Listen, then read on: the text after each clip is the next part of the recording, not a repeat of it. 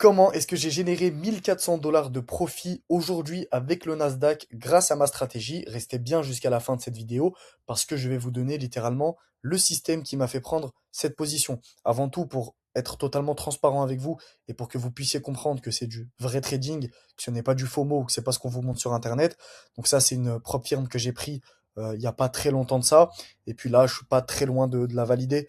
Il doit me manquer à peu près 1200, 1300 $ de profit à faire avant de pouvoir funder de mon compte et d'aller chercher un payout. Donc ça, c'est la première chose à prendre en compte. La deuxième chose à prendre en compte, du coup, c'est que le trade, je l'ai pris sur le Nasdaq aujourd'hui, hein, le 20 février. C'est rare quand même que je trade le vendredi. J'avoue que la plupart du temps, le vendredi, que ça soit sur le gold ou que ça soit sur le NAS, en général, je suis pas du tout fan des réactions. Mais là, pour le coup, la réaction a été bonne. Trade qui est quand même assez risqué. Pourquoi? Pour la simple et bonne raison que quelques minutes après ma prise de position, eh ben, on a une annonce écho 5 minutes après qui arrive et qui fait exploser le NAS à la hausse et qui fait littéralement pump en une bougie le marché vers mon take profit. Maintenant, pourquoi est-ce que je suis rentré en position? Globalement, en M15 sur le NAS, je suis pas du tout, j'étais pas du tout fan de la tendance, c'était un peu complexe. Pourquoi? Parce qu'à ce niveau-là, on avait point haut, point bas, point haut, point bas, point haut. Donc, facile de comprendre qu'on était sur une tendance qui était haussière. Et finalement, ici, on nous fait un point bas qui est toujours plus haut que le précédent. On nous fait un point haut qui est plus bas que le précédent. Et là, finalement, on vient nous faire un truc un peu dégueu. On nous break ce low-là. Mais ce low-là n'est pas break, vous voyez, globalement. Moi, je compte hein, les breaks en structure, etc. Les choches uniquement quand on clôture avec la bougie et pas quand on clôture avec la mèche. Là, pour le coup, on clôture avec les mèches. Là, vous voyez, tout ça, c'est des zones où on a rejeté. On est venu prendre la liquidité ici avant de rejeter et avant de repartir à la hausse. Et finalement, là, on est reparti sur une petite tendance haussière. Donc, point haut, point bas, point haut, point bas, point haut, point bas, point haut. Ensuite, on m'a refait ce gros mouvement dégueu. Mais bon, en HTF, pour moi, on était quand même haussier. Donc, pourquoi est-ce que j'ai pris cette petite position que vous voyez à l'écran? À ce niveau-là, j'arrive devant mes graphes à 15h30. Donc, où est-ce que ma bougie allait? Donc, sur cette bougie-là. Donc là, pour l'instant, j'ai aucune envie de rentrer en position. Je patiente, je regarde ce que le marché me donne. Et à ce niveau-là, je vois que déjà, premièrement, on me break le VWAP weekly. Ok, la ligne verte que vous voyez à mon écran. Ensuite, juste après, donc là, j'ai encore aucune confirmation pour rentrer en position. On me break mon VWAP daily. Donc, on me break ma zone rouge que vous voyez à l'écran. Je passe en 3 minutes, je prends toujours mes positions en 3 minutes. Et là, qu'est-ce que vous voyez? On me break mon VWAP en M15. On le voit qu'on le break avec un très gros volume. Alors, quand on a des rebonds VWAP, quand on a des breaks de VWAP et ensuite on a des rebonds pour aller chercher un achat et poursuivre la tendance, il faut que la bougie qui break le VWAP ait un gros volume. Et là, comme vous voyez, la bougie M15 ouais, de 15h30, elle a un magnifique volume haussier euh, et elle break le VWAP avec un très bon volume. Donc à ce niveau-là, moi j'attendrai quoi? Enfin, c'est ce que j'ai attendu et c'est pour ça que j'ai exécuté ma position.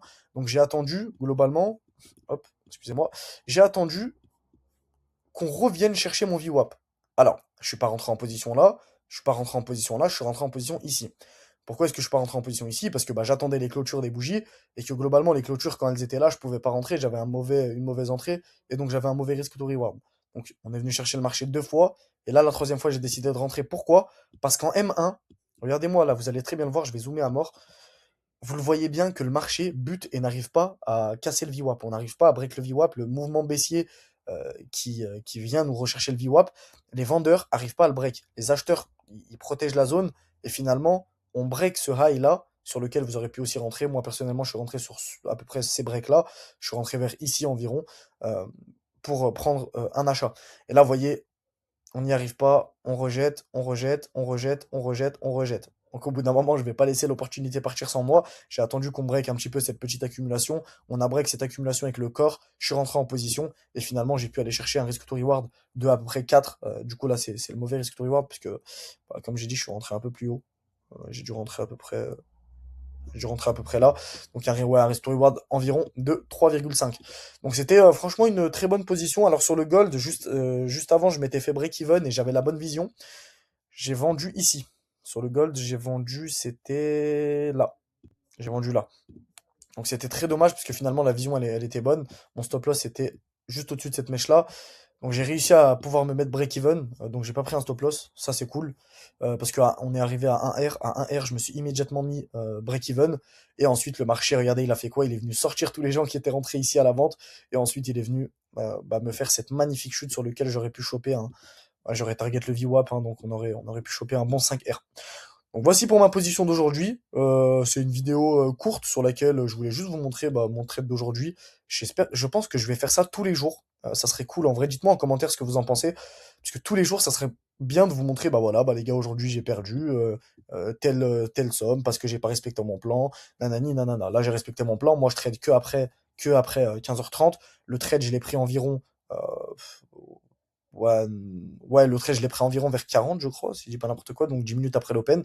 Voilà, merci d'avoir suivi cette vidéo. Pour ceux qui veulent rejoindre mon Telegram gratuit, où j'envoie bah, globalement mes positions, etc., il est dans la description. Merci d'avoir suivi cette vidéo. On se retrouve pour la prochaine. Ciao.